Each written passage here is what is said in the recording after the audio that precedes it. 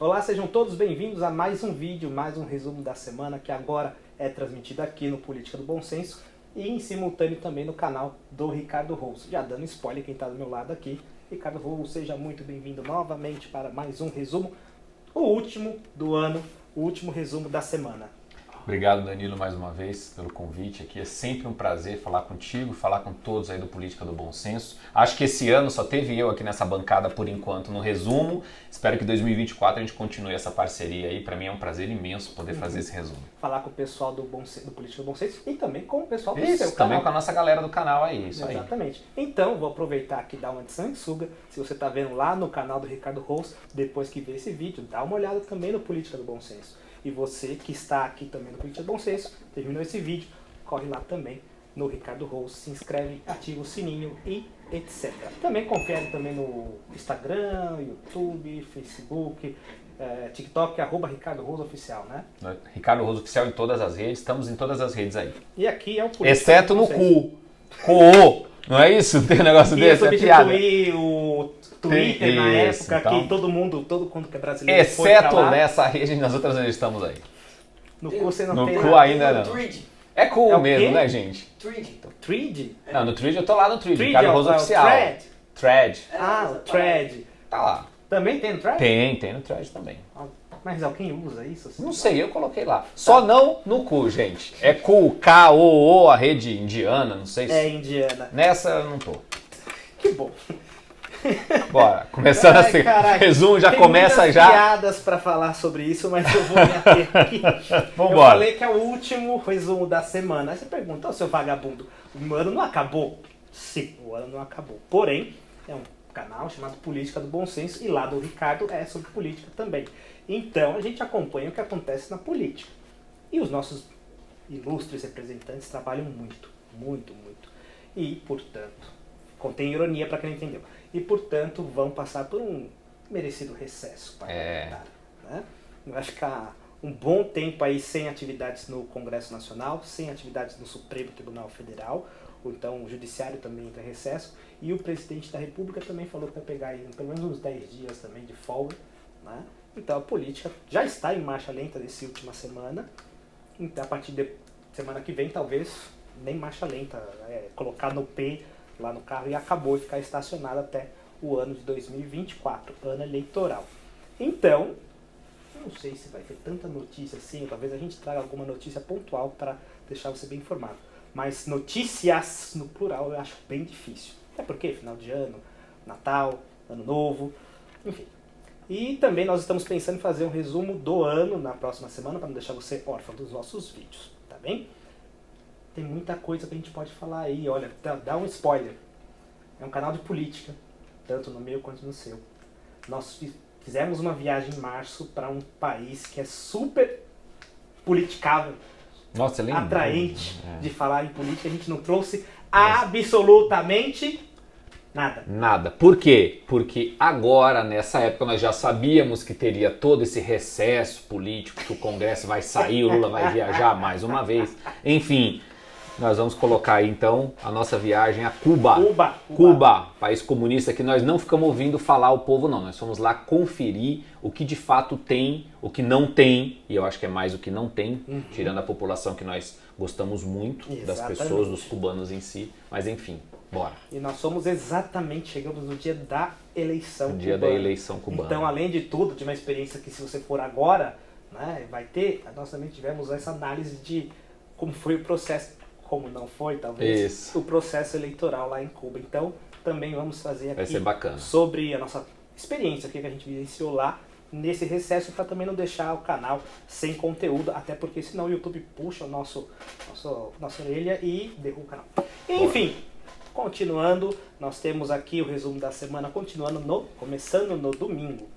É uma experiência aqui ruim que eu tenho que falar, mas acaba sendo politizada. Se não fosse a pessoa, seria só mais uma tentativa de roubo aqui em São Paulo, porque infelizmente os índices de violência e crimes aqui em São Paulo estão muito altos. São Paulo e no Brasil. Né? Exatamente. Aqui a gente fala mais acentuado porque estamos Que vivenciando. estamos vivenciando aqui. Tá? Mas o Rio Pelo amor de Deus. É uma No situação Rio, na Bahia, a triste. coisa tá feia, o Rio de Janeiro tá fora do controle, a Bahia tá complicado, Rio Grande do Norte, o Maranhão, terra do nosso querido Flávio Dino, agora ministro do STF, enfim, Falar as coisas sobre ele estão daqui a pouco. complicadas aí, Uhum. Brasil afora. Pois bem, no domingo passado, dia 10 de dezembro exatamente, a deputada federal Tabata Amaral, do PSB PSB. de São Paulo, sofreu uma tentativa de roubo, né, aqui em São Paulo. Ela é deputada federal, como eu disse, defende o desarmamento, redução de pena para criminosos, etc, etc. E ela falou, pô, São Paulo está numa situação tão ruim, fui alvo de uma tentativa de roubo aqui, né? Porém, alguns estão dizendo que é uma hipocrisia dela reclamar dessa situação de roubo, já que ela, em 2 oportunidades em que houve uma votação de lei para tentar mitigar a violência, ela ou se absteve e votou contra, né?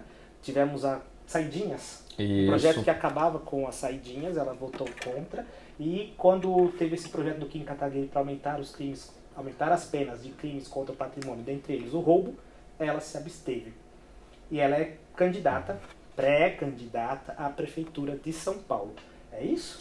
Exatamente, Danilo. Dentre essas pessoas que acham que a deputada foi hipócrita quando ela critica esse processo, porque é óbvio, gente, vamos lá, primeiro ponto, a tentativa de roubo que ela sofreu é triste, mas centenas, milhares de brasileiros passam por isso e na maioria das vezes não é só uma tentativa de roubo, como foi o caso da deputada. Ela estava dentro do seu carro, imagino eu que com um assessor, que coincidentemente se chama Ricardo, não sei se é assessor ou motorista, enfim, trabalha com ela, e alguém, sabe aquela tentativa de furto que a pessoa quebra o vidro e tenta pegar alguma coisa? Não conseguiu, porque de acordo com o relato da deputada, ela jogou o celular no chão do carro, enfim. Mas ela acabou tendo alguns estilhaços no rosto e tal. Uma situação triste, da qual a gente se solidariza com a deputada e assim como com todos os cidadãos que passam por esse tipo de absurdo todos os dias no Brasil, não só aqui em São Paulo. Uhum. O X da questão é que, diferente do cidadão comum, trabalhador, a dona de casa, que está indo para o seu trabalho, está vindo da academia, está vindo da faculdade e sofre um roubo no trânsito de São Paulo, do Rio de Janeiro, de qualquer lugar, ela é deputada federal.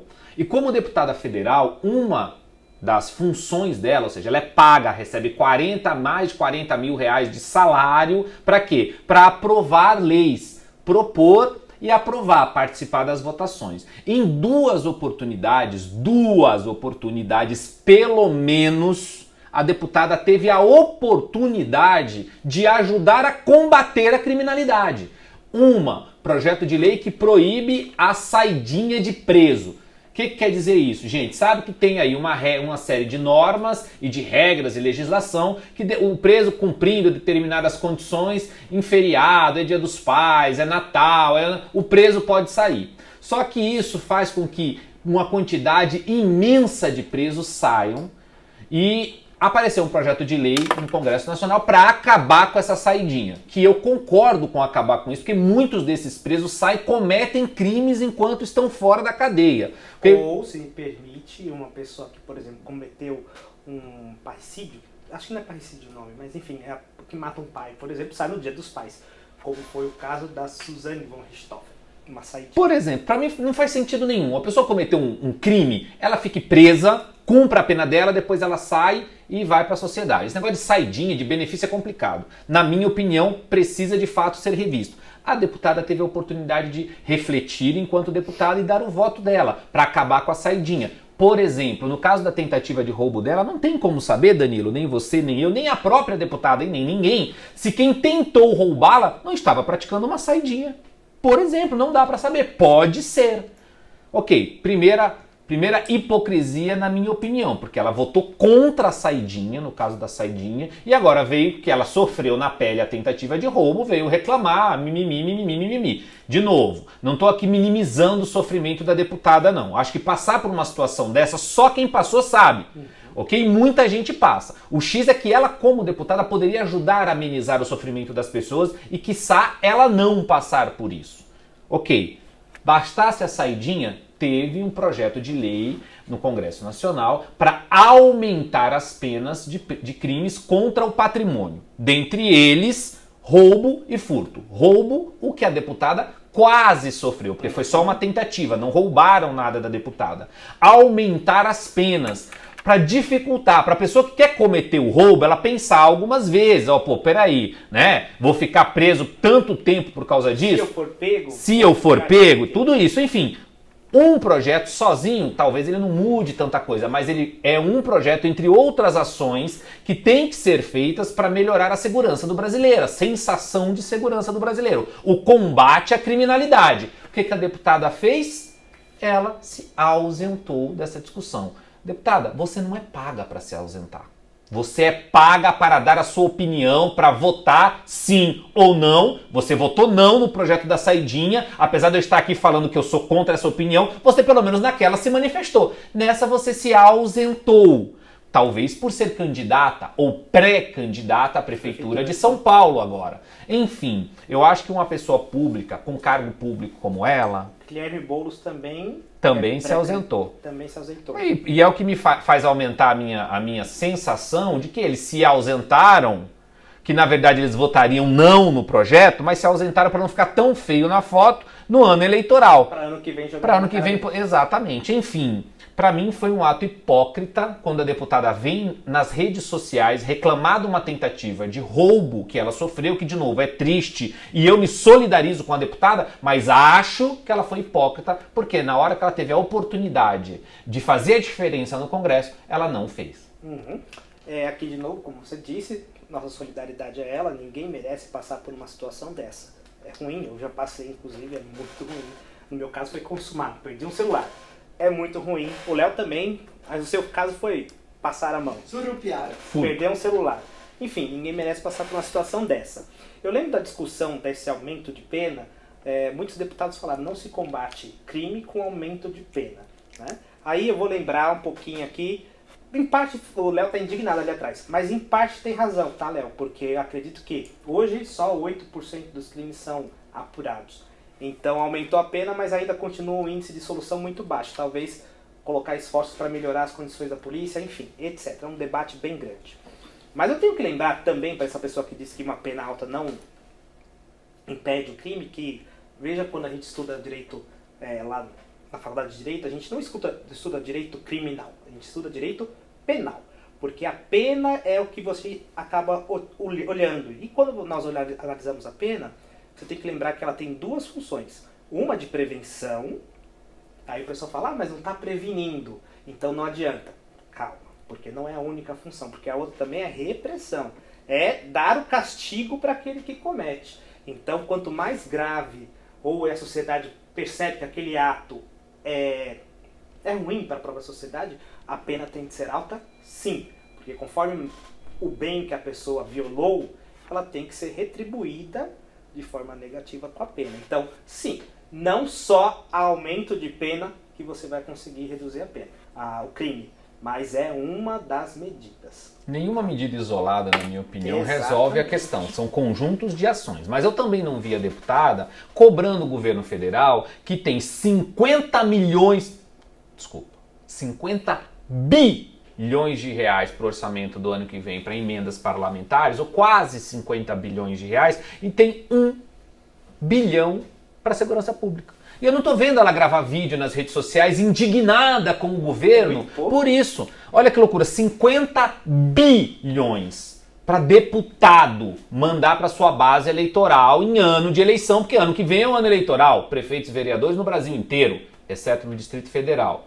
Eu não vi a deputada gravar um vídeo revoltada com o Lula, batendo, brigando, ela falando lá na tribuna da Câmara, meu Deus, 1 bilhão só para a segurança pública. Se tem 50 bilhões para dar para emenda, Danilo, dava para aumentar o valor da segurança pública que o governo federal tem, o governo federal buscar parceria com os municípios para ajudar a reforçar a polícia, para ajudar na inteligência, na prevenção de crimes, uma série de questões que o governo federal poderia ajudar. Lembrando que segurança pública é um dever do Estado, mas o Estado sozinho, pegar como exemplo o Estado do Rio de Janeiro, não consegue combater a criminalidade na situação que está no caso do Rio de Janeiro. Alvo de intervenção federal na segurança. Enfim, então eu acho que aí quando a pessoa fala uma coisa convenientemente, é hipocrisia, quando ela fala uma coisa e faz outra. Inclusive a definição de hipocrisia. Ela fala uma coisa e faz outra. Então tem que fazer e falar aquilo para o qual, inclusive, ela é paga para isso. Porém, o que ela não Muito quer paga. dizer é que ela concorda que quando o presidente, por exemplo, falou que tinha, coitadinho dos meninos que roubam o celular aí, não sei o quê, ela é favorável a essa linha de pensamento de que, ela é contra, por exemplo, a redução da maioridade penal. Acha que alguém com 17 anos e 10 meses é uma pessoa inocente. Eu não acho isso. Eu acho que sim, a gente tem que reduzir, para mim, a maioridade penal, sim. Não precisa colocar 10 anos de idade, como a gente tem em outros países, não. Mas 16 anos seria uma idade que eu acho que as pessoas já têm condição de discernir sobre isso. Mas enfim, é outra questão, uma outra discussão. Exatamente. Né? Enfim, bom, vamos lá. Discussões que vão ser acaloradas aí, vamos ver mais ano que vem, porque esse ano já está acabando. Continuando aqui em São Paulo, nós temos um anúncio de que o orçamento foi aprovado, o orçamento da prefeitura do ano de 2024 foi aprovado recentemente e foi lá colocado 500 milhões de reais para custear o ônibus gratuito. Né? Esqueci aqui, obrigado por me falar, Léo.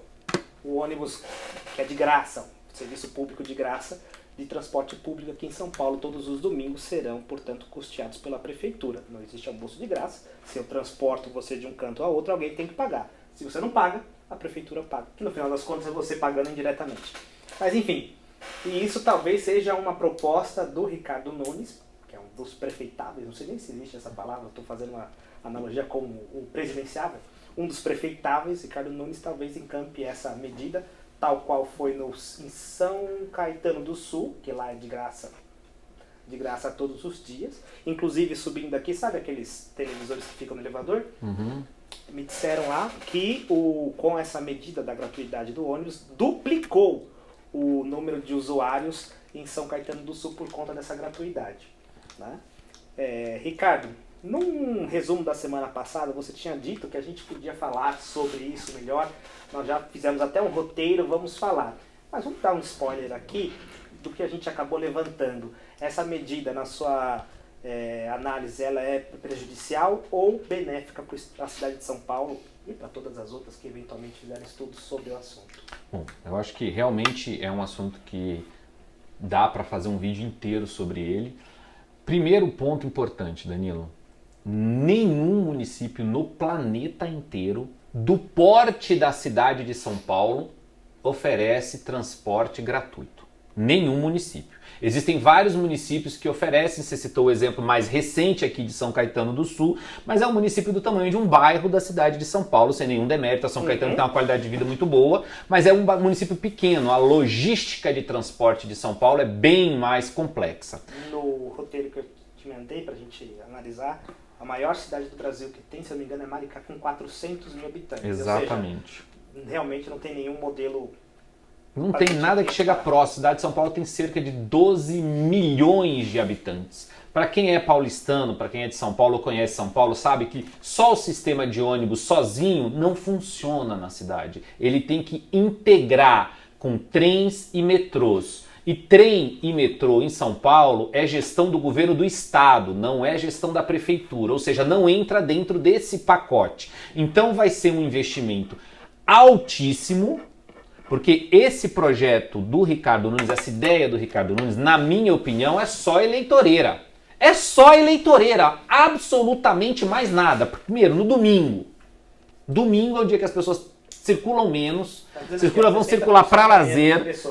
Enfim, o custo disso aqui vai ser de cerca de 10 milhões de reais por dia dessa pseudo-gratuidade, porque não existe gratuidade nenhuma, é o município todo pagando. Ou seja, vai se tirar dinheiro do orçamento da saúde e nós temos milhares de pessoas reclamando da espera para um exame, para um atendimento, um procedimento médico na cidade de São Paulo. Vai se tirar dinheiro da saúde, vai se tirar dinheiro da educação, a senhora que está esperando uma vaga na creche. Então talvez não saia essa creche, porque apenas em um dia de gratuidade no domingo do ônibus, lá se vai uma quantidade de creche embora.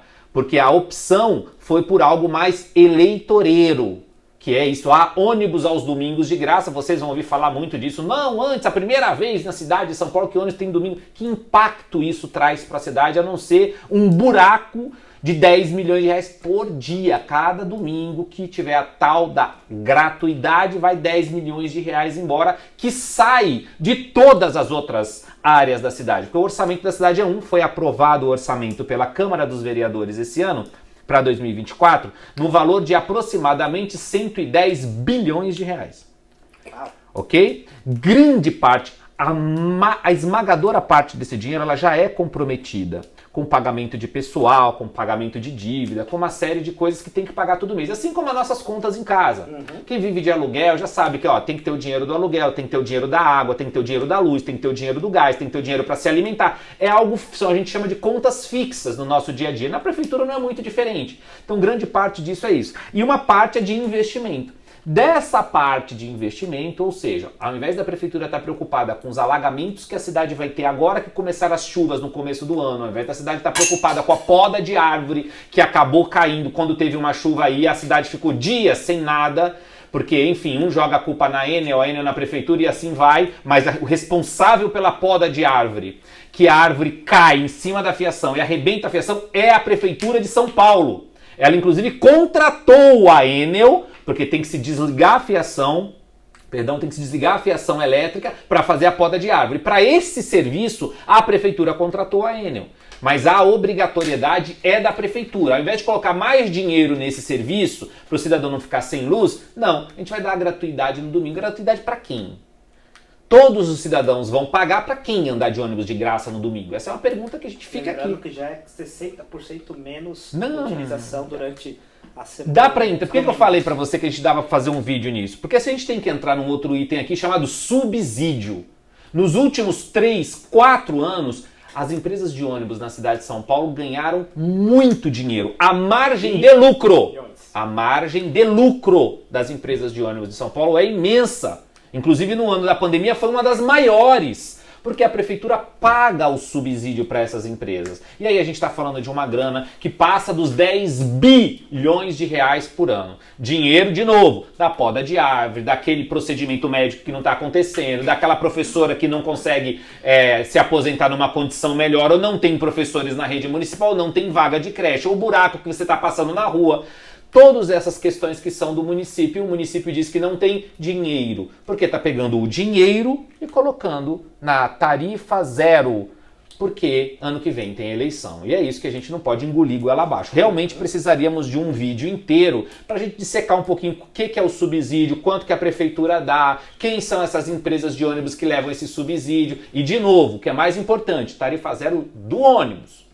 Porque a hora que você deixar o ônibus, você entrar no metrô, você vai pagar. Inclusive vai aumentar, de acordo com o governador, vai para 5 no ano que vem. E aqui na cidade de São Paulo você vai ver, provavelmente no ano de 2024 não aumentará. Não, porque é um ano de eleição, ele vai manter 2024. Mas segura aí que 2025 lá vem. Exatamente, como o Ricardo falou, o dinheiro é o só. O orçamento está ali fixo.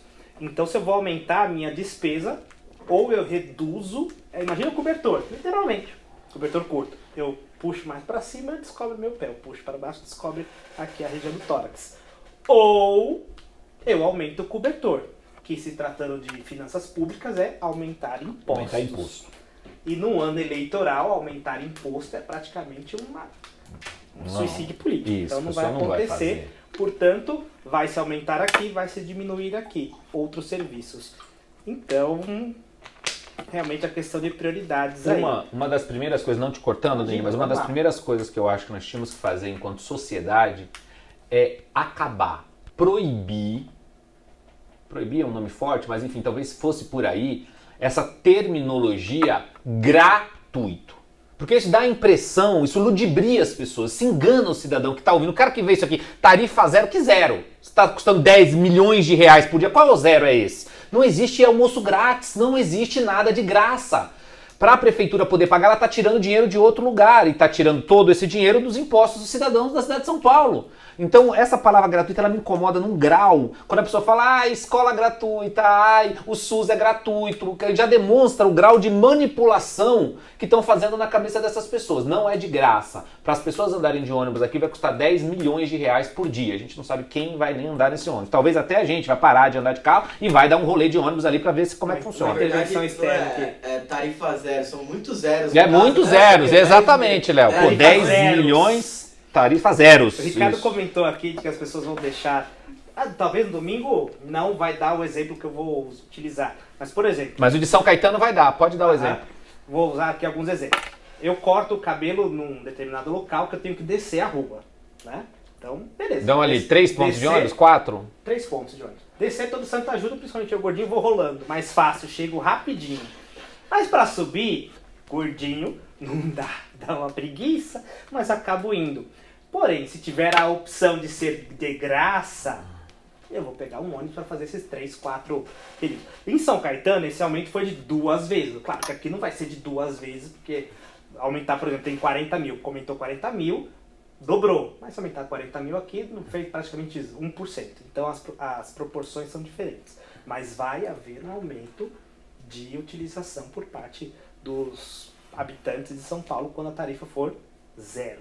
Então, além disso, tem que lembrar também de dar um boost no orçamento para custear também esse aumento de pessoas que vão utilizar o transporte público. Aumento da frota, a qualidade da frota, tem todo um estudo em cima disso, tanto que a ideia inicial do prefeito Ricardo Nunes era levantar essa bandeira na eleição, a bandeira da gratuidade total, de que o transporte municipal na cidade de São Paulo, em todos os dias, transporte de ônibus, fosse gratuito, igual em São Caetano, assim como tem em outras cidades. De novo, repetindo, cidades de tamanho menor, de porte muito menor que São Paulo, ok? Mas já foi avisado ao prefeito, nos estudos que estão sendo feitos, que é inviável. O próprio governador falou que não embarca nessa onda. Por que o governador é importante? Por causa dos trens e de metrô. E para a locomoção, para a logística de transporte na cidade, tem que se contabilizar trem e metrô. E em especial também a EMTU, que é administrada pelo governo do estado, mas que faz as cidades da região metropolitana de São Paulo. Então não é uma coisa simples. O prefeito mudou de ideia a princípio, não que ele tenha dito, não sei se essa ideia vai aparecer no meio da campanha eleitoral, mas da gratuidade do ônibus, porém veio com essa lógica de aos domingos ser gratuito, a esse custo de 10 milhões de reais por dia, mais ou menos. Então são, como o Léo falou, são zeros. E aí você pode perguntar, mas como que eu pago o serviço público? Se é um serviço público municipal, IPTU, ISS, a taxa de fiscalização de estabelecimento, que eu tenho uma raiva disso daí. Mas enfim, tarifa de transporte público. Se você está, por exemplo, pegando o metrô, o ICMS, o imposto de herança. Se você tem um serviço público, imposto de importação, a sua tarifa da Shein lá, Shein, como é que você queira dizer, da AliExpress, imposto de exportação, imposto de renda, enfim, todos os impostos que você paga, eles vão para o Tesouro e o Tesouro custeia, portanto, serviços públicos. Então não existe serviço de graça, de fato. Talvez pré-pago. Pré-pago, acho que é a palavra bacana. E depois os utilizamos, né? É importante aqui também mencionar que mais ou menos a razão entre subsídio e o usuário é de 50%, ou seja, nós pagamos hoje em média 50% do que valeria a tarifa, portanto ela deveria estar em mais ou menos R$ 8,80 este ano e R$10 no ano que vem. Se ninguém vai pagar, você vai deixar de pagar, a prefeitura vai ter que pagar R$10 aproximadamente por pessoa que utilizar o transporte público. Ano que vem nós teremos uma análise mais aprofundada de como... Espera aí que eu vou ver aqui o que tem nos domingos. Eu não posso falar isso aqui não. Enfim, o Léo me passou um dado aqui, mas eu não posso externar para vocês. Esse Leonardo tem cada ideia maluca. Por isso que ele fica ali atrás, porque se fosse aqui a gente ia cancelar no primeiro episódio. Mas enfim, passado essa situação, continuamos aqui no dia 3 de dezembro. Quarta-feira nós tivemos... É verdade, Léo, eu tô lerdo hoje, eu tô mais ou menos como estão o pessoal lá em Brasília. A ritmo lento, então tenha paciência comigo. Mas no dia 13, na quarta-feira, a Comissão de Constituição e Justiça e Cidadania do Senado sabatinou 2 pessoas. Paulo Gonet, Procurador-Geral da República, agora posso falar isso, e Flávio Dino para o STF. Foi uma sessão conjunta que o presidente da CCJ, Davi Alcolumbre. Exatamente, Davi Alcolumbre marcou uma sessão conjunta para que evitasse aquele embate ali, Dino e senadores. Eu vou contar uma coisa que o Ricardo me ligou perguntando, e aí, como é que tá a sabatina? É só do Dino? Eu falei, não é só do Dino. É que marcou conjunto, é pros dois, mas todo mundo vai em cima do Dino. Ou seja, foi uma sabatina que praticamente o Gonê passou sem muita objeção. Porque realmente os alvos eram de fato, o alvo era de fato o Dino. Lembrando aqui, a sabatina na íntegra está no nosso canal, são 10 horas de vídeo e eu posso dizer que eu assisti às 10 horas. E eu digo o seguinte, o Dino me convenceu de que ele tem de fato o conhecimento necessário e é uma pessoa muito culta. De novo, infelizmente direciona a sua cultura para um lado errado. De novo, discordo dos posicionamentos dele, etc, etc. Mas a parte do notório saber jurídico, ele me provou que de fato o tem e conhecimento geral impecável. Mas, como o Lula falou nessa sexta-feira, ou quinta, não me recordo, pela primeira vez o Supremo Tribunal Federal tem um ministro assumidamente comunista, lembrando que o Dino já foi do Partido Comunista do Brasil, vulgo PCdoB. Companheiro. Mais um companheiro lá. O Ricardo tem aqui uma informação, mas eu vou deixar a parte de você, que é a quantidade, praticamente o monopólio do PT no STF. Fica à vontade. Danilo, parafraseando o presidente Lula, colocaram um comunista no Supremo Tribunal Federal. E eu acho que nunca foi sobre notório saber jurídico. Essa não era a discussão. O Dino é juiz federal. Ele foi juiz federal, ele passou no concurso público. Enfim, o Dino, na verdade, já teve diversos cargos públicos, foi juiz, foi deputado, foi governador do estado do Maranhão, ministro de estado, era ministro da Justiça recentemente, senador, porque ele era senador da República. É ainda, né? Ele ainda não saiu, vai sair pouco antes da posse. E agora ministro do STF. Então, tecnicamente, nem acho que essa seja a grande discussão. Não é, a grande discussão não é essa. A grande discussão... Até porque poucas foram perguntas acerca de Constituição. A maioria era CPI do 8 de janeiro, porque ele enviou as imagens, como é que entrou na maré. Pouco se perguntou sobre conhecimento constitucional. Porque, na verdade, isso talvez nem fosse o foco do governo. Primeiro que eu acho que parte dos senadores ali são fracos intelectualmente e ideologicamente pior ainda. Porque alguns pegaram uma carona na direita no Bolsonaro, no hype do Bolsonaro, enfim, tem muita coisa aí. Mas vamos lá. Primeiro ponto. A grande discussão não era técnica. Tecnicamente, o Dino ok como ministro, tá bom? Porém, a discussão é colocar mais política no Supremo Tribunal Federal. E o Dino é um elemento político, é um comunista, como diz o Lula, e foi o Lula que disse isso, não sou eu que estou dizendo. O Lula disse, pela primeira vez conseguimos colocar um ministro no Supremo Tribunal Federal comunista, como o companheiro Flávio Dino. Então, ou seja, a lógica sempre foi essa, colocar uma ideologia política que ela seja maioria no Supremo. E eles estão conseguindo fazer isso. Hoje, com a ida do Flávio Dino para o Supremo Tribunal Federal, já são 7. 1, 2, 3, 4, 5, 6, 7 pessoas, ministros do Supremo, indicados pelo PT, nas gestões de Lula e nas gestões de Dilma. Lula 1, Lula 2, Dilma 1, Dilma 2 e agora Lula 3, que já indicou 2. O Zanin, seu amigo, seu advogado pessoal, e agora o companheiro comunista Flávio Dino. Então, de novo, não é discutir aqui as questões técnicas, que eu também acho que o Flávio Dino, tecnicamente, ok. Tecnicamente ele vai. A questão não é técnica, a questão é que ele vai politizar. No momento em que o Brasil está polarizado, no momento em que o discurso que elegeu o Lula, ele vendeu o discurso de união.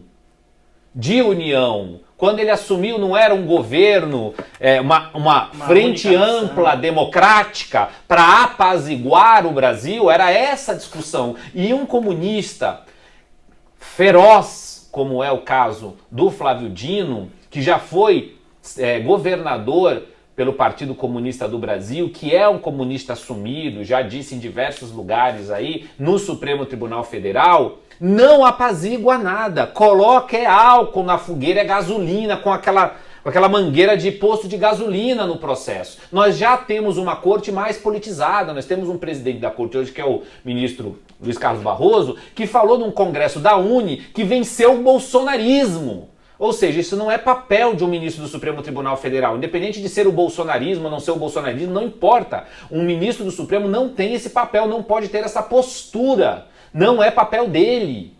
E ele o falou no Congresso. Se ele se empolgou, se ele não se empolgou, não sei, mas ele falou. Ou seja, demonstra que a corte já está politizada. Aí você, ao invés de buscar uma pessoa que possa ser mais focada na constitucionalidade, que é o papel da corte, não, eu coloco mais um político que vai falar aquilo que eu quero falar e quem sabe no futuro pode até ser candidato à presidência da República. Que eu acho que esse, na minha opinião, esse é o pensamento do Dino. Vou ficar um tempo na corte, depois eu saio para ser candidato, lá na frente, quando o Lula não estiver mais neste processo, nessa disputa. Então é isso que me preocupa, já o fato de termos 7 ministros indicados pelo PT, num partido político com uma linha ideológica específica. Se, hipoteticamente, numa hecatombe, o Lula se reelege presidente da República em 2026, que vá pra frente, ou indica uma pessoa que ganha a eleição, por exemplo, na próxima gestão, entre 27 e 31, porque final, isso, comecinho do ano, mais 3 indicações essa próxima gestão terá. Ou seja, quase a totalidade da corte vai ser indicada pelo PT. Sabe-se lá se tem essa linha comunista do Flávio Dino ou não, mas quase a totalidade da corte vai ser indicada por um partido político com uma linha ideológica de pensamento. E isso não é saudável, isso não é bom para a democracia de país nenhum, principalmente para o nosso, que vive uma democracia extremamente fragilizada. Uhum. Aqui na sabatina do Dino, de novo, estou final de ano como deputado, tenha paciência. Na sabatina do Dino, alguns pontos foram relevantes aqui em relação à liberdade de expressão. Ele já disse que ele considera que a liberdade de expressão não é absoluta, e isso é o que nós aprendemos nas universidades, tá? De direito, por exemplo. Eu não posso fazer apologia àquela política do bigodinho, por exemplo. Então, existe limite. Se existe limite, não é absoluta. Conceitualmente, faz todo sentido. A questão é que esse discurso de limitação pode dar margem a alguma censura, que é completamente lamentável. Vide, por exemplo, o PL 2630, que eu já expliquei no resumo passado, porque, apesar de não ter nenhuma menção expressa de censura no projeto, ele acaba acarretando em censura, é uma censura indireta. A decisão do Supremo em relação às empresas de jornalismo, que vão responder pelos entrevistados. Então, a liberdade de expressão, mais uma vez, está correndo algum risco aí. Outra questão que o Dino falou foi o do mandato, que inclusive está aqui. Ele vai ficar 19 anos, em tese, então, o mandato do Dino no Supremo é de 19 anos. Foi isso que ele falou. Ao colocar um teto no 75 anos para o ministro do Supremo e um piso de 35, o constitucionalista colocou um mandato máximo. Essa foi a fala dele, né? Então, eu acho que é importante o Senado, a Câmara dos Deputados discutirem aspectos que estão lá parados para colocar um mandato fixo, não um mandato variável, como ele mencionou aqui, né? Porque tem ministro, por exemplo, o Alexandre de Moraes, o André Mendonça, são muito novos, o próprio Zanin, são muito novos, vão ficar muito tempo, quase 20 anos lá no Senado não, no Supremo Tribunal Federal. Então talvez seja a hora da gente discutir mandatos fixos, independentemente da idade. Porque, como você mencionou, aí, dominar o STF, considerando a projeção e o protagonismo que o STF tem ultimamente no Brasil, não é nada adequado um partido monopolizar, porque a gente sabe que eu fui indicado por você. Eu não vou dar uma decisão negativa contra você, por mais que eu seja vitalício. Né? Então, monopolizar não é saudável para a democracia brasileira. Você me permite um complemento, Daniel? Eu acho que já passou da hora do Senado fazer isso. Eu acho que o Senado brasileiro, e essa sabatina demonstrou muito, a sabatina do Dino, de que uma parte dos senadores está comprometida com seus próprios interesses, exclusivamente com seus próprios interesses. Porque não foi uma sabatina, como a gente esperava, sobre discussões constitucionais. A do Zanin foi mais técnica do que a do Dino.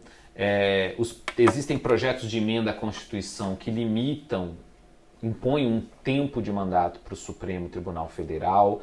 Alguns projetos de 10 anos eu acho que seria ali o ideal, mas tem de 12, tem de 8. A discussão está acontecendo. 15, enfim, cada um tem uma ideia, mas que tenha um tempo, que a gente saiba que aquele ministro está chegando lá e vai ficar esse tempo de mandato.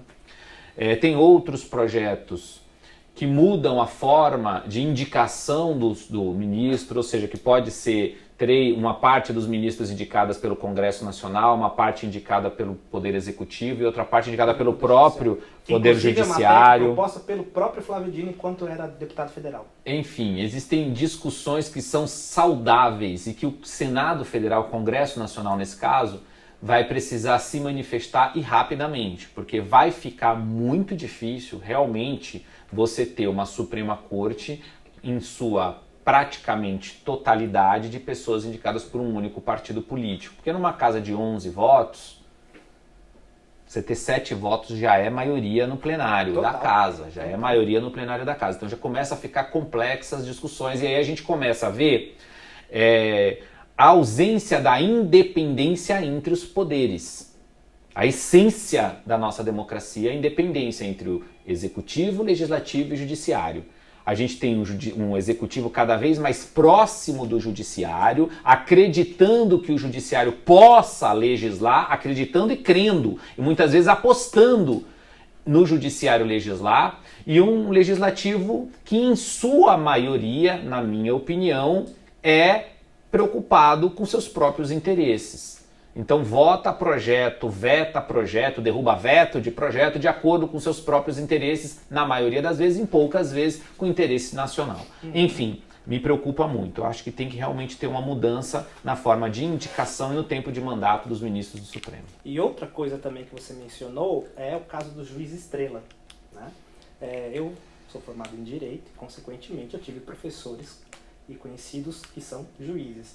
E todos eles, assim, 99% deles são muito recatados, são muito reservados, até porque existe a LOMA, Lei Orgânica da Magistratura, que diz que o juiz deve se abster praticamente da vida social. Nossa, como assim? Então não opta fazer outro concurso se você não quer se submeter a isso.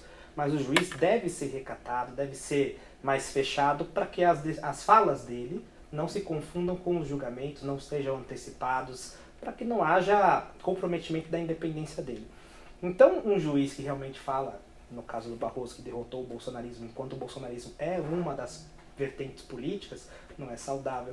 Esses ministros que falam tanto em entrevistas, dão coletivas, falam no Twitter, no Facebook, enfim.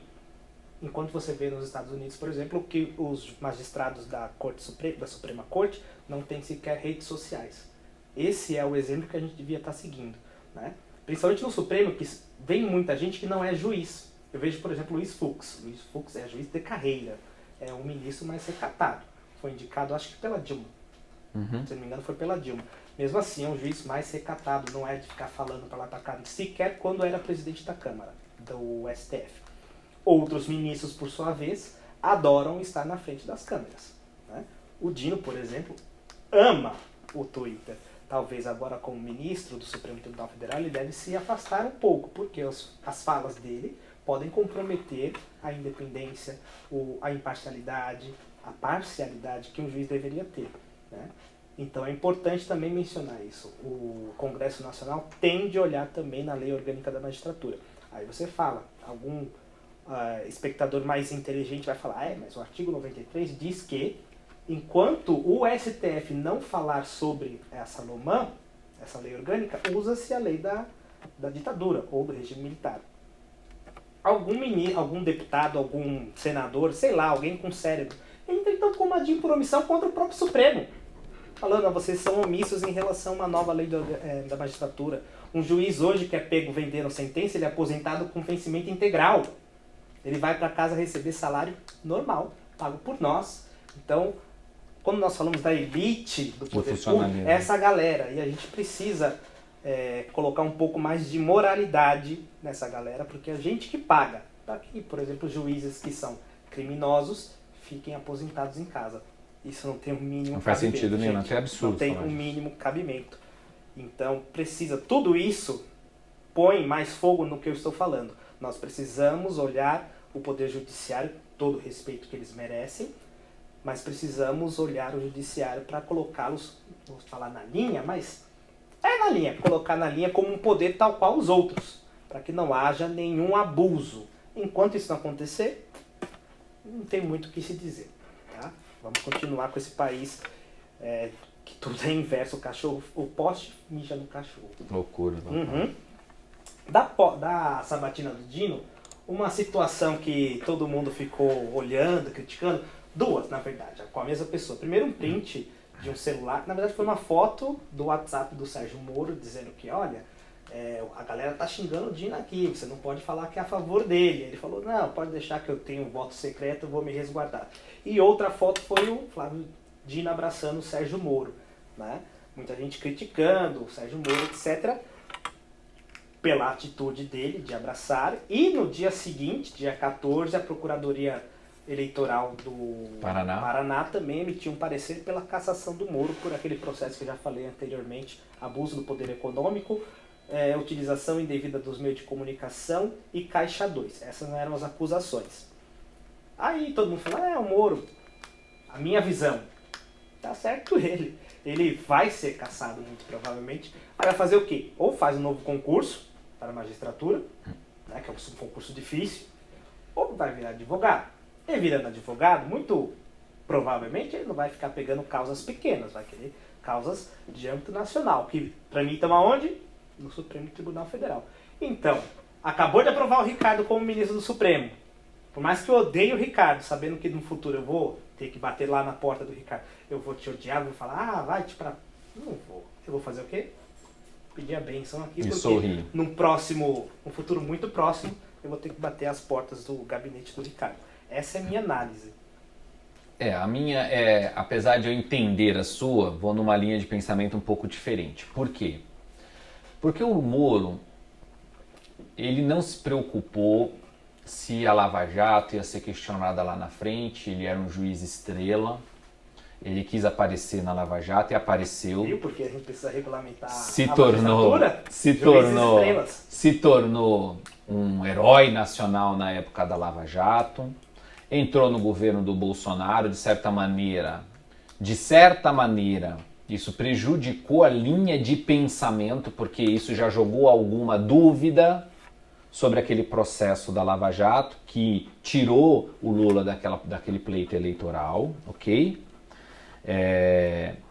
Depois ele saiu do governo do Bolsonaro dizendo que ele tinha diversas coisas extremamente para falar, não falou absolutamente nada do governo, saiu pela porta dos fundos do governo.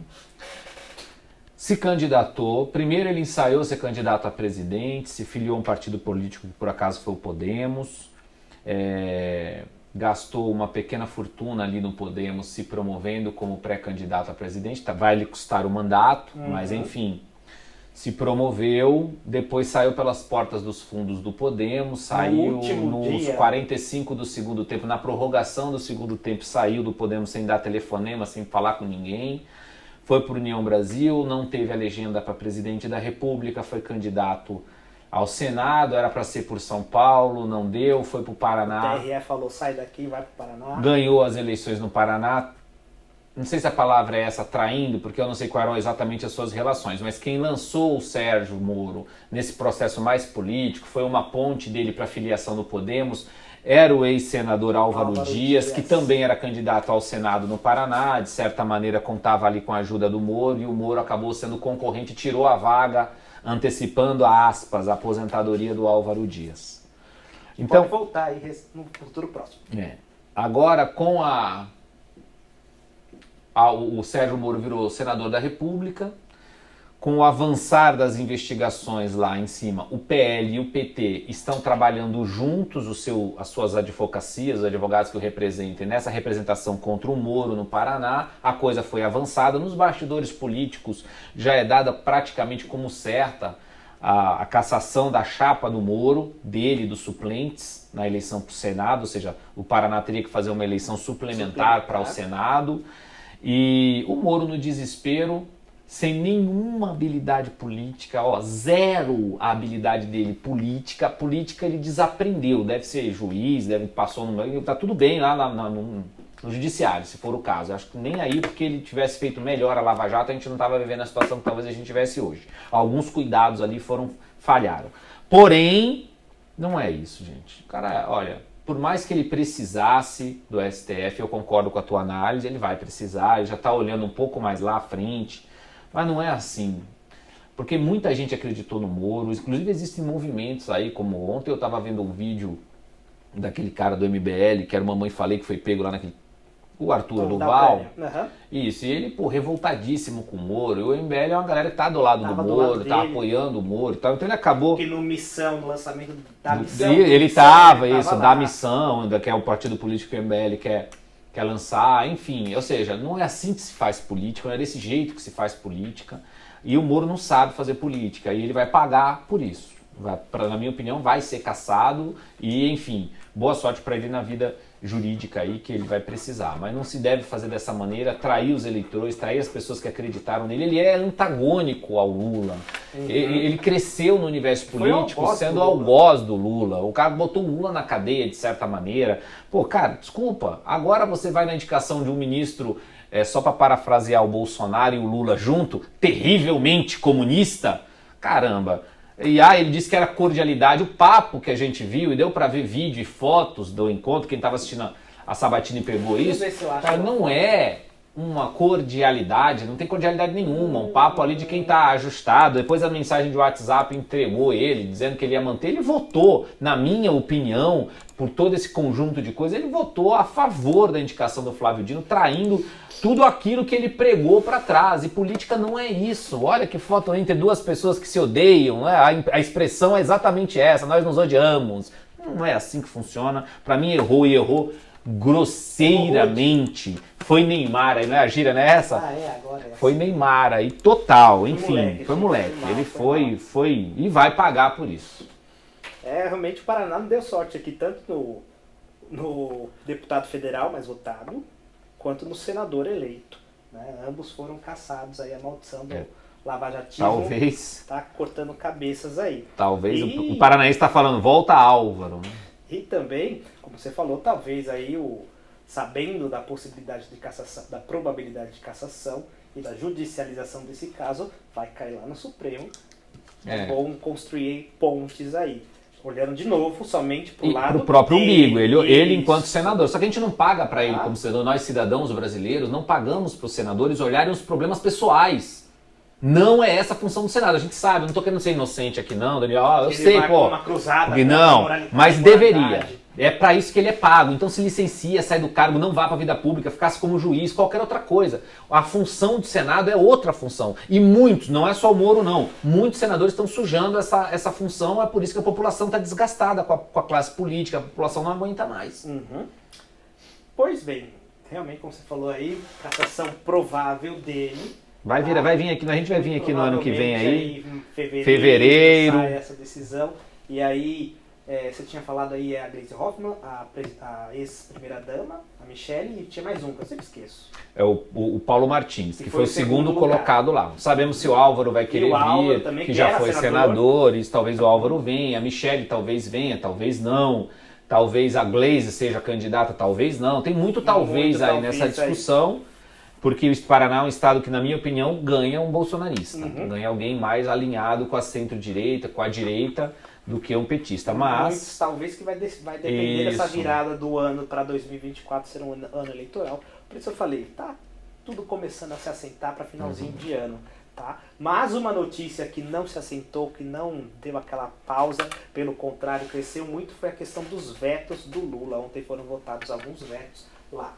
Foram muitos. Eu esqueci de colocar o marco temporal que eu vou falar também, né? Mas um dos vetos principais foi da desoneração de folha. O que é isso? Então eu vou falar como eu entendi essa questão. Quando você paga um salário, tem impostos sobre esse salário. Tá? Todo mundo diz aí que custa, você tem um funcionário para pagar 1.000, tem que ter 2.000 reais de custos e encargos. No meio da pandemia, o empregador falou, se ele não me produz nada, eu não tenho como pagar o salário, então vou ter que fazer demissões. O governo falou, vou fazer uma desoneração, ou seja, vou diminuir a quantidade de impostos, em contrapartida, acho que foram 19 setores ou 30, não me lembro. Em contrapartida, vocês mantêm o emprego. Beleza? Todo mundo falou, não. Nesse caso, eu vou pagar menos imposto Gostei. Isso foi pandemia, foi prorrogado por 1, 2, né? Você me permite só uma correçãozinha? Desculpa, foi bem antes da pandemia, foi no governo Dilma. Foi? A desoneração da folha, que o pessoal chama de desoneração, mas eu gosto de falar mudança de alíquota, porque desonerar é tirar a oneração completamente. Redução da carga. Isso, Então, houve uma redução alívio. da carga tributária no fim do governo Dilma, em 2017. A Dilma queria que ampliasse, 2015. Ela queria que ampliasse o número de trabalhadores com carteira assinada. E ela desonerou 17 setores da economia brasileira e 17 setores que empregam bastante. Então, o pessoal do telemarketing, o pessoal da construção civil, entre outros setores, tiveram uma mudança da cobrança de impostos. Vamos simplificar para o nosso pessoal que está nos ouvindo aqui, uma mudança no sistema de impostos. E, de fato, eu tive um bate-papo na Jovem Pan com o presidente da Confederação das indústrias do estado de Minas Gerais, que trouxe uma série de dados desses 17 setores, e realmente, ao longo dos anos, essa política causou um maior número de empregos de pessoas com carteira assinada. Então ela foi uma lei à toa. Não, ela foi bem sucedida no aspecto de contratar mais pessoas. Houve empregabilidade, se gerou emprego com essa desoneração. Pessoas com carteira assinada, o chamado emprego formal. Quando o Lula vem agora e tira essa desoneração, que é chamada desoneração, essa mudança de alíquota, e vai cobrar em cima, cobrar também na folha de pagamento, poderia haver um desemprego muito grande. Posso agora te interromper? Lógico, e voltar ao seu raciocínio. Só para continuar a história, para você chegar nessa parte, que eu acho que é interessante para quem está em casa nos ouvir. Então, 2015, Isso. teve essa desoneração e ela foi sendo prorrogada, tipo, galera, vamos... Todo mundo aí, vamos pegar o barco todo mundo junto. E veio a pandemia, então teve a necessidade de prorrogar para todo mundo manter os empregos. E aí foi sendo prorrogado no governo Bolsonaro e foi prorrogado este ano, no comecinho. O pessoal falou, como assim? Porque quando você diminui o imposto, alguém para de receber os impostos. E considerando o governo Lula que quer imposto, que dá 9,4 bilhões de reais, assim, essa desoneração desse ano, aí falou, tudo bem, vai desonerar esse ano 2023, ok. Inclusive foi judicializado, o STF falou, não, tá tudo certo. Certo. E aí ontem foi lá, o Lula vetou a prorrogação para 2024. Ele falou, não, aí já é palhaçada. Não quero que aumente a alíquota, volte aos 20%. E o Congresso Nacional falou, não. Juntou a maioria e falou, vai ter a desoneração? Sim. E o Lula falou, então vou para o STF. Esse é o cenário. É o cenário. Agora... Não, então vamos lá. Então, fala aí, Ricardo. Vou me corrigir e corrigir você, que eu estava com essa dúvida. 2012. 2012, você olhou aí? Dilma Rousseff.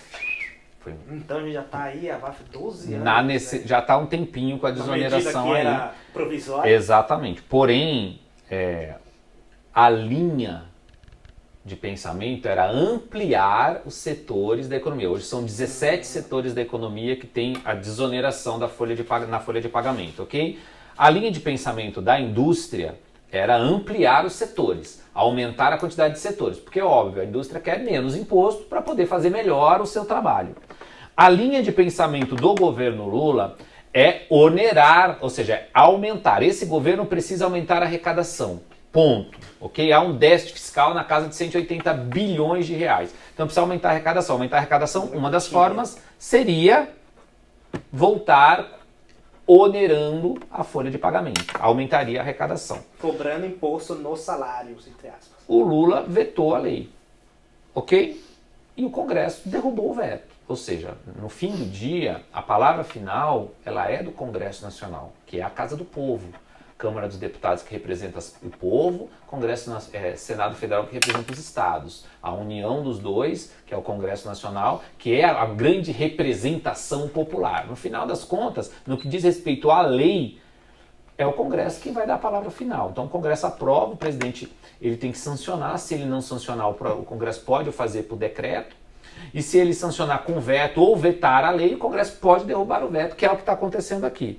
Então o Congresso demonstrou sua força, derrubando o veto e garantindo o trabalho de muita gente, na minha opinião. Acho que se acabasse com a desoneração na folha de pagamento desses 17 setores da economia, muito provavelmente nós teríamos aí um aumento do desemprego nesse momento. Ia aumentar a arrecadação do governo, mas ia ter desemprego e não é isso que nós queremos nesse momento. Isso demonstra o peso do Estado nas contas públicas, né? O pessoal fala, você pagar 1.000, você tem que ter 2.000 para poder pagar um funcionário. Então, é quase metade do pagamento do empregador é deixado para o governo e a outra metade para o empregado. Ou seja, sem essa oneração, poderia-se falar em um salário melhor ou mais contratações. Né? E de novo aqui vai judicializar, vai levar para o STF, no qual, como nós já falamos, o governo petista tem 7 dos 11 ministros. Tá vendo como é importante você ter, abre aspas, independência do Poder Judiciário, justamente para que quando tiver uma decisão, vamos dizer que sai uma decisão favorável para o Lula, nunca vai sair a pulga atrás da orelha de que houve um favorecimento por ser, por exemplo, foi você que me indicou, eu devo esse favor aqui de dar uma medida positiva para que você saia melhor aí no governo. Também ontem foram muitos vetos que foram analisados. Um dos, eu não coloquei aqui, mas esse assunto a gente tem um domínio tranquilo, pode falar, que foi do marco temporal. Aí você pergunta, que diabo é isso? Eu já gravei um vídeo sobre, mas para resumir, a Constituição diz... Já gravei um vídeo sobre, vou colocar o link aí. Está no comentário fixado. Sempre que eu falar, tem um vídeo, inclusive no passado que eu falei do vídeo do Supremo, dos mandatos, todos eles eu coloco no comentário fixado. Então você vai nos comentários, o primeiro, o que tiver lá, tem o link para você assistir. Mas assiste de novo no final desse vídeo. Não sai daqui não, porque depois você esquece de voltar para cá. Tá? Então o que eu falava no vídeo? É o seguinte, a Constituição diz que as terras que forem ocupadas tradicionalmente por povos indígenas serão demarcadas como terras indígenas. Tradicionalmente é um advérbio.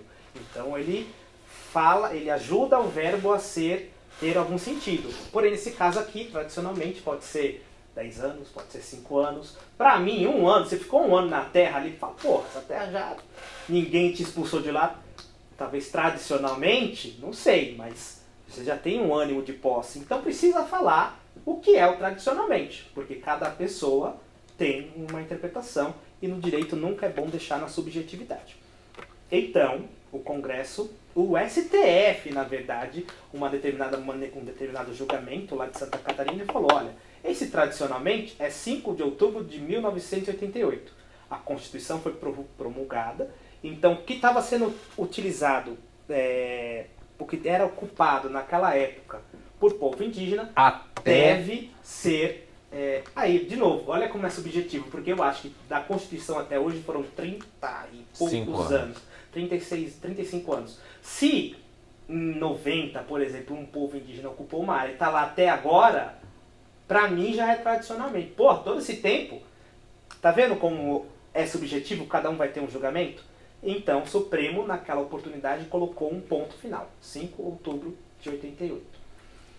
Aí o Congresso Nacional veio com uma lei também falando, vamos acampar essa ideia, 5 de outubro de 88. Aí o STF depois falou, não tem nada disso, a Constituição não fala o próprio STF. Não tem esse prazo. E aí deixou aquela bagunça. Então o Senado foi lá, aprovou a lei, foi pro Lula, o Lula vetou essa lei, porque dizia que ia gerar insegurança jurídica. Enfim, um bololô. Lula vetou, o Senado e o Congresso Nacional, derrubou o veto ontem. Portanto, até esse momento, presente momento, só deve ser considerada terra indígena aquela que foi ocupada por povos indígenas até o dia 5 de outubro de 1988. Era um dos vetos também. A bancada do agro, principalmente, quer que essa medida seja aprovada para dar segurança jurídica. Qual terra é indígena? Qual é terra livre para uso? É mais ou menos isso. Ficou confuso, Léo? Deu para entender? Eu complementaria o seu aí o seguinte, eu acho onde tem um quiprocó aí importante. O Congresso estava com esse projeto, que houve a derrubada do veto do Lula agora, esse mesmo projeto tramitando na casa, O projeto de lei, quando um deputado, um senador protocola um projeto, esse projeto vai para uma comissão temática, às vezes 2, às vezes 3 comissões, 2 pertinentes ao assunto e a de Constituição e Justiça. Deixa eu ilustrar. Eu venho com um projeto de aumento de pena vai para a Comissão de Segurança Pública. Exatamente. Enfim, ele tem um rito de trânsito. No meio desse rito, essa discussão chegou no Supremo Tribunal Federal e o Supremo Tribunal Federal derrubou esse marco temporal. O que quer dizer isso? Disse o seguinte, que a data de 5 de outubro de 1988, então não era uma data específica. O cara podia ter entrado em 90, como foi teu exemplo aqui, 91, 95, e ficou lá de 95 a 2015, então já era tradicionalmente. O que dá uma baita de uma incerteza no processo, sendo que, para mim, está claro na Constituição o tempo 5 de outubro de 88. Então, quem tradicionalmente ocupava terras indígenas até ali, até a promulgação da Constituição, ok, tem direito às terras. Depois disso, não mais. Aí tem que ser discutido numa outra esfera. Para mim, não está claro. Então, por isso a necessidade de uma... Ok, mas o que eu acho mais complexo aqui é o seguinte. Na lógica da divisão dos poderes, o Supremo não legisla. Quem legisla é o Legislativo. Quem cria as leis é o Legislativo. Essa lei estava tramitando, caiu no Supremo Tribunal Federal, uma discussão ou outra, ele foi provocado, acho que o caso, se eu não estou enganado, é o de Santa Catarina, que chegou no STF. O Supremo foi, ao invés do Supremo, os poderes são independentes, mas devem ser harmônicos entre si. Ao invés do Supremo Tribunal Federal falar o Congresso Nacional, você que legisla, acelere a legislatura, a legislação sobre este tema, porque ele está na pauta para nós votarmos e nós queremos votar. E para nós votarmos... Com inconstitucionalidade por omissão. Ok. O Supremo foi lá e disse, não tem o marco temporal, derrubou o marco temporal. O Congresso, por sua vez, se sentiu ofendido e falou, uai, você está legislando no meu lugar. Então agora eu vou acelerar. Acelerou o rito da lei e aprovou a lei, então estabelecendo o marco temporal. Toda a lei, o presidente da República sanciona. O Lula não sancionou, ele vetou. Aí volta para o Congresso e o Congresso, como eu já falei, tem o poder de derrubar esse veto, porque a última palavra é do Congresso Nacional. Derrubou o veto. O que vai acontecer, na minha opinião, primeiro, que já está acontecendo, para quem está envolvido nessas questões Brasil afora, é uma baita dor de cabeça jurídica, insegurança jurídica. Não sabe o que está acontecendo nesse momento. Essa lei, por ser uma lei que não é uma emenda à Constituição, se eu não estou enganado, é uma lei ordinária, não me lembro, ela vai cair no STF, vai ser judicializada. Uma lei que tratava sobre demarcação de terra indígena. Acabou. Ela vai vai ser judicializada, vai cair aonde? No STF de novo. Que tem todo o direito, nesse caso aí, de declarar inconstitucional. Ele não é um projeto de emenda à Constituição. Então ele vai declarar inconstitucional, ou seja, hoje é, amanhã não é, depois é a insegurança jurídica no Brasil, mais uma vez imperando aí, que eu acho que é o grande problema dessa questão toda. E o legislador talvez tenha que tramitar um projeto de emenda à Constituição que trate do assunto. O que é insegurança jurídica? Vamos imaginar que eu fui lá para o Amazonas, cansei dessa vida urbana, fui lá para o meio do mato. E tô lá, criando a minha casinha, etc., vivendo muito bonito, caçando os meus peixes, acariciando a capivara e a minha onça de estimação. Pois bem, imagina que depois eu descubro que eu estou numa reserva indígena pós-88. Eu tenho que sair ou não? Então até o primeiro julgamento do Supremo eu não tinha que sair. Até o segundo julgamento do Supremo eu tenho que sair. Até a promulgação dessa lei, aí eu voltava a ter o direito de ficar. Até o Supremo judicializar, eu tenho que sair. O que eu faço? E outra questão, alguém tem que me indenizar pelo... uma casa. Eu estava construindo laços afetivos ali, eu construí uma casa, alguém vai me indenizar ou não? São todas essas questões. Estou dando um exemplo de mim. Agora imagina eu que tenho uma fazenda com 1000 cabeças de boi. E aí, a indenização vai ser um pouquinho maior. Toda essa discussão, todo esse bololô está lá no Supremo, está lá no Congresso e no Supremo em discussão, porque as pessoas não entendem que, eu vou dar uma canetada aqui, ministro Danilo, vai ter consequências. E a política é justamente aí você tentar gerenciar essas consequências. E esses conflitos, o Danilo deu um exemplo hipotético aqui para vocês entenderem, mas esses conflitos estão espalhados no Brasil inteiro, gente. Uhum. No Brasil inteiro temos conflitos entre terras serem ou não serem tradicionalmente indígenas ou não. Enfim, uma baita de uma dor de cabeça. Uhum.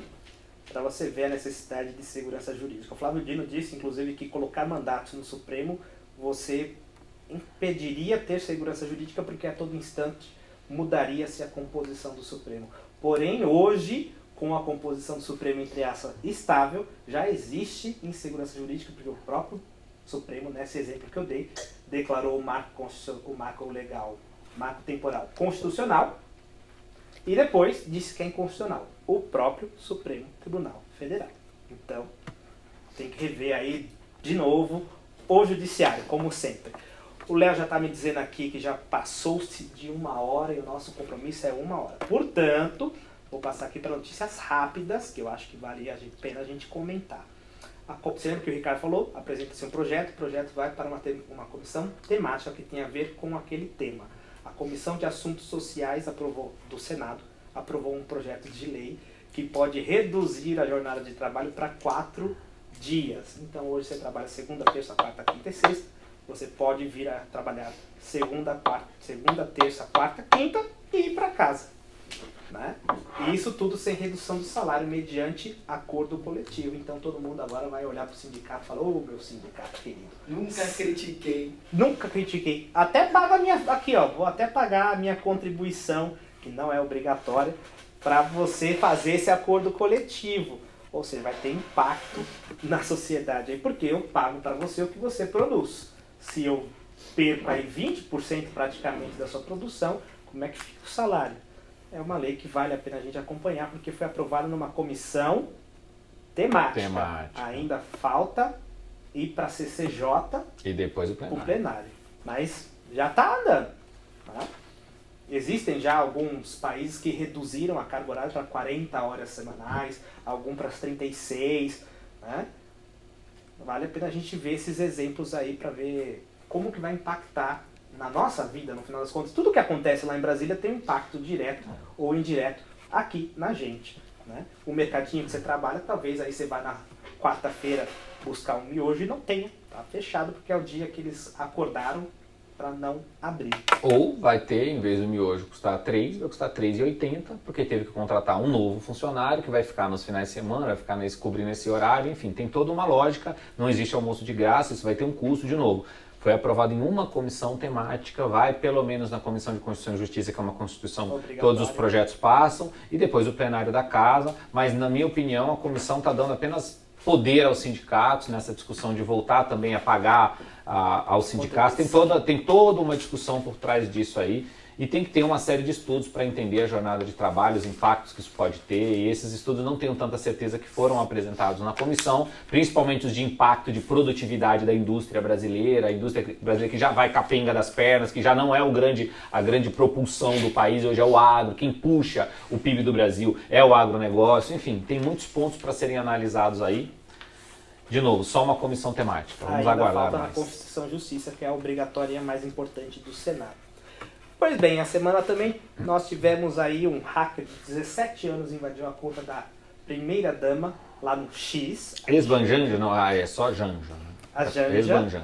E ela não pôde falar que o imposto que vai pagar a empresa na quarta-feira. Por quê? Na quarta-feira o hacker publicou que ela apoia o mensalão e que o Alexandre de Moraes, o hacker, não eu, que o Alexandre de Moraes é um bandido, deveria ser preso. A Polícia Federal já achou o cidadão, que tem 17 anos, novinho, e já conseguiu quebrar a segurança aí. Olha só. Segundo o que eles pensam, não pode nenhum problema, porque de acordo com o próprio PT, ele é um menor, um coitado da sociedade, ele é inimputável aí pela nossa legislação, realmente tem menos de 18 anos, e é o que a esquerda, talvez inclusive a Janja, não sei bem aprofundadamente o pensamento dela, porque realmente não sei o pensamento dela nenhum, não tinha lembrado, mas vai receber só um... Não faça isso, vai dar um abraço nele, levar ele pra casa, dar um afago. Mandar um sacolejo, porque é a primeira dama, etc, mas nada disso mais oficial. Ou é uma baita de uma cortina de fumaça para voltar o 2630, que é o projeto lá do Cala a Boca da galera geral aí, a gente não sabe. Federal pelo PT no Rio de Janeiro, é isso? Exato. Ele na hora falou, eis a necessidade de regulamentar as mídias sociais, vota o 2630.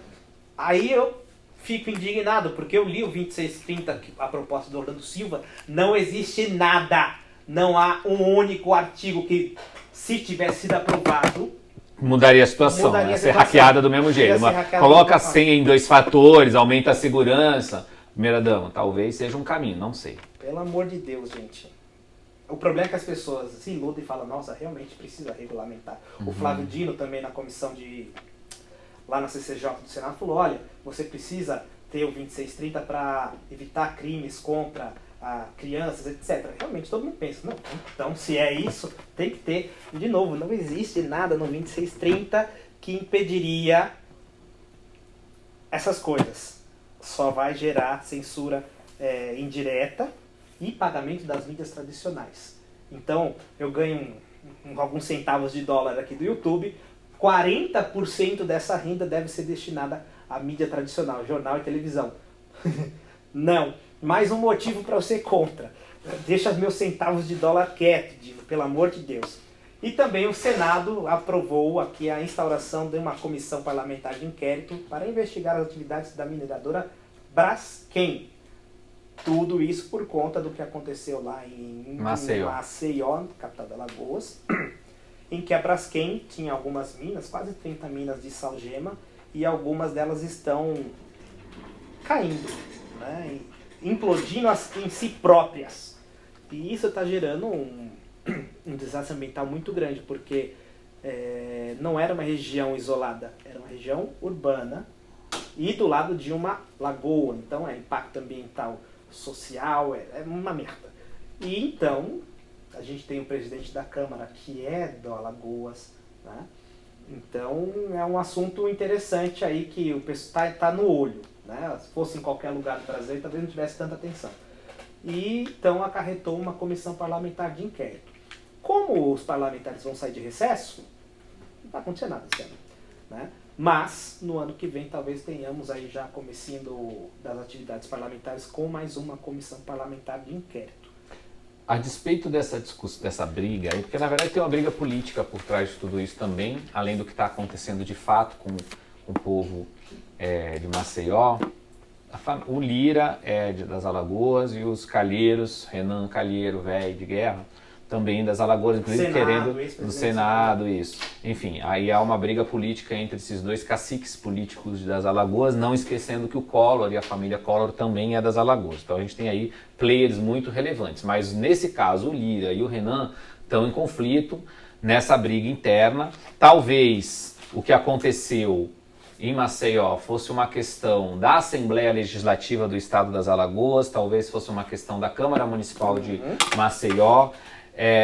Mas eu estou me perguntando, independente dessa briga política aí da instalação ou não da CPI, que pode ou não sair da briga política, cadê a ministra do Meio Ambiente, Marina Silva, que fica esbravejando por aí um monte de coisa, e nesse caso desse desastre ambiental nas Alagoas, cadê o Ministério de Meio Ambiente? Está na COP.